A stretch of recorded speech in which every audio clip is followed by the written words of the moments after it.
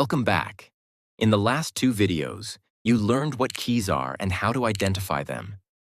You also learned that almost every piece of music has a main key, which defines its overall character and usually appears at the beginning and at the end. However, a piece can also change its key as it unfolds. Such a change of key is called a modulation. A modulation occurs when the pitch material changes permanently, meaning that the underlying scale and the tonal center change as well. Let's look again at the first prelude from the Well-Tempered Clavier by Johann Sebastian Bach. Each bar consists of exactly one harmony, played in broken form between the two hands. The main key is C major, which we can tell from the key signature and from the first bass note. But does the piece really stay in C major at the beginning? Look at the first 5 measures. There are no accidentals, so only notes from the C major scale appear. This means that the key of the first 5 measures is C major, and all harmonies belong to that key. Let's listen to these measures.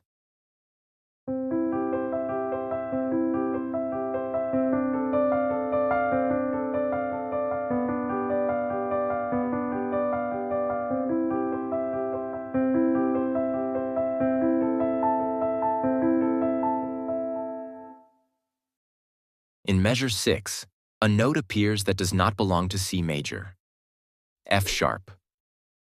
All the other notes remain the same. As you learned in the previous videos, the key that lies a perfect fifth above C major has one more sharp, and that key is G major. So in measure 6, the music modulates from C major to G major. From this point on, the G major scale is the underlying scale, and the new pitch material consists of the notes G, A, B, C, D, E, and F sharp. If you scan the following measures, you'll see that nothing changes until measure 12. Let's listen again, starting from measure 4, and pay attention to the key change in measure 6, and how the character of the music changes immediately.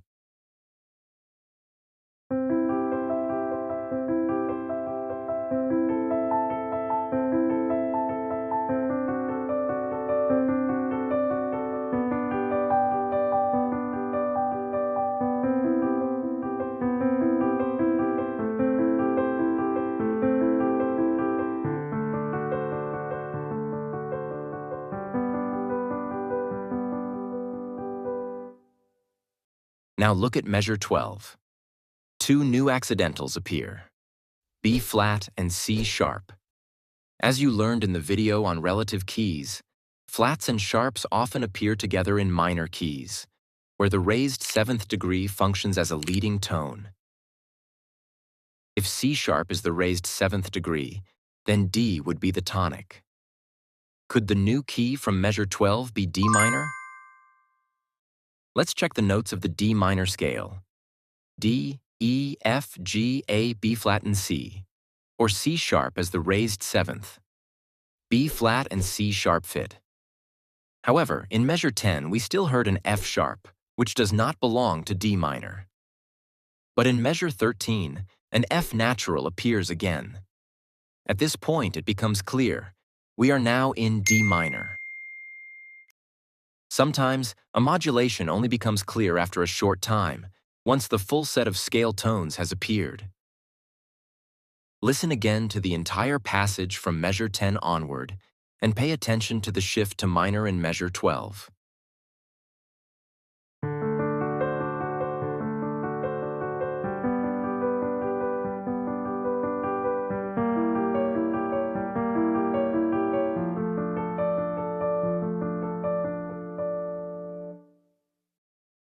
All of these modulations are temporary because the main key of the piece remains C major throughout.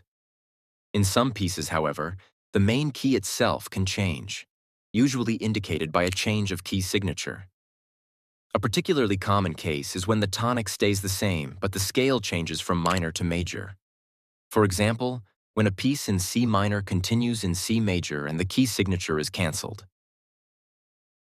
After this series, you already know a great deal about keys. In a future advanced series, We'll explore different types of modulation in more detail. Subscribe to our channel to become a true expert in music theory. And see you next time.